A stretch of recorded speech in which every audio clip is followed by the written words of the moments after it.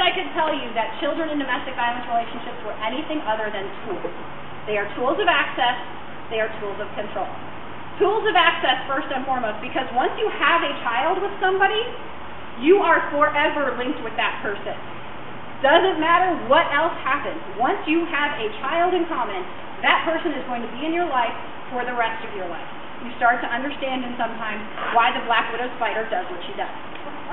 We don't want that from Clark. I have to deal with you now. I don't want that. You cannot get away from that person. That person will always have rights to that child unless they do something really, really, really, really bad. And unfortunately, in our criminal courts, especially in our society, we really do justify and say, well, he can be a complete, pardon my French, bastard, but he can still be a good dad. I would argue that if you are abusing, if you are hurting the other parent of your child, you are by definition not a good parent. Unfortunately, most of the courts don't agree with me. Children are also tools of control. I love my husband dearly. He is the apple of my eye, the cream in my coffee, whatever else you want to say.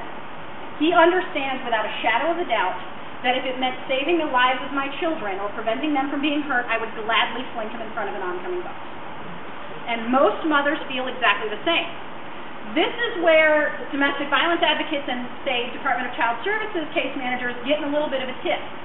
Because there is this kind of prevailing logic, and I can completely understand it. As a parent, I can understand it.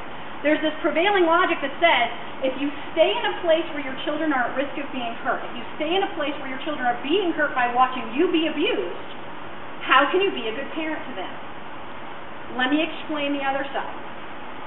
The most regular threat any woman in a violent relationship that has children hears, I will kill the kids, I will kill myself, and I'll leave you to deal with it. Okay. What do you want me to do? What do I need to do to make sure that my kids are safe? My grandmother has a saying, and it's very, very popular. The devil you know is better than the devil you don't. I know if I'm here, even if I'm living with this insanity, if I'm here, I can put myself in the middle. If there's mitigating circumstances, if there is something going on, if I see him ready to go, I can put myself in the middle. And I'll tell you what, that perpetrator counts on that. Because if he doesn't get the fight he wants with her, he'll go after the kids knowing she's going to put herself in the middle. So in her mind, she is protecting those kids by staying there.